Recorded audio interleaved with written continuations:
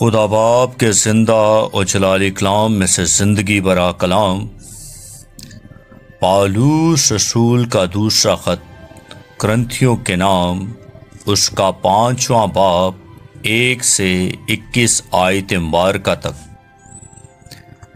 کیونکہ ہم جانتے ہیں کہ جب ہمارا خیمے کا گھر جو زمین پر ہے گرایا جائے گا تو ہم کو خدا کی طرف سے آسمان پر ایک ایسی عمارت ملے گی جو ہاتھ کا بنا ہوا گھر نہیں بلکہ ابدی ہے۔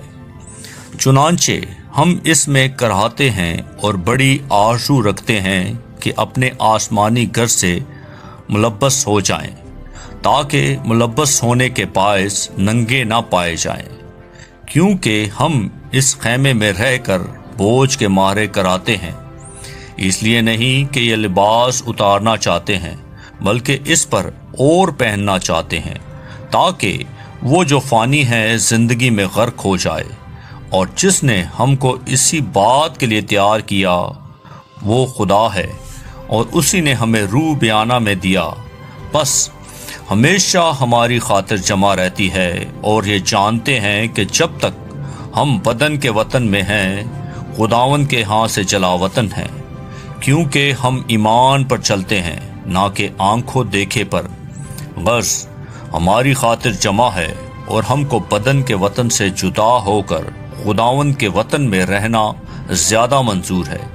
اسی واسطے ہم یہ حوصلہ رکھتے ہیں کہ وطن میں ہوں خواہ جلا وطن اس کو خوش کریں، کیونکہ ضرور ہے کہ مسیح کے تخت عدالت کے سامنے جا کر ہم سب کا حال ظاہر کیا جائے، تاکہ ہر شخص اپنے ان کاموں کا بدلہ پائے جو اس نے بدن کے وسیلہ سے کیے ہوں، خواہ بھلے ہوں خواہ برے۔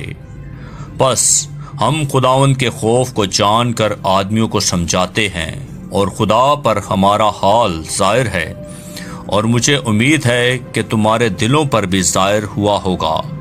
ہم پھر اپنی نیک نامی تم پر نہیں جتاتے، بلکہ ہم اپنے سبب سے تم کو فخر کرنے کا موقع دیتے ہیں، تاکہ تم ان کو جواب دے سکو جو ظاہر پر فخر کرتے ہیں اور باطن پر نہیں۔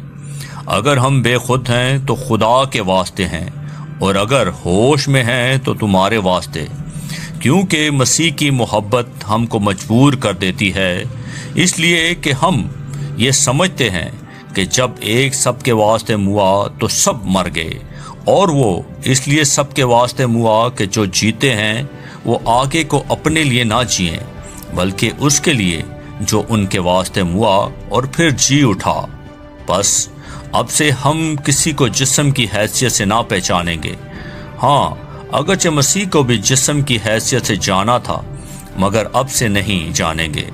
اس لیے اگر کوئی مسیح میں ہے تو وہ نیا مخلوق ہے، پرانی چیزیں جاتی رہی، دیکھو وہ نئی ہو گئی، اور سب چیزیں خدا کی طرف سے ہیں، جس نے مسیح کے وسیلہ سے اپنے ساتھ ہمارا میل ملاپ کر لیا، اور میل ملاپ کی خدمت ہمارے سپرد کی۔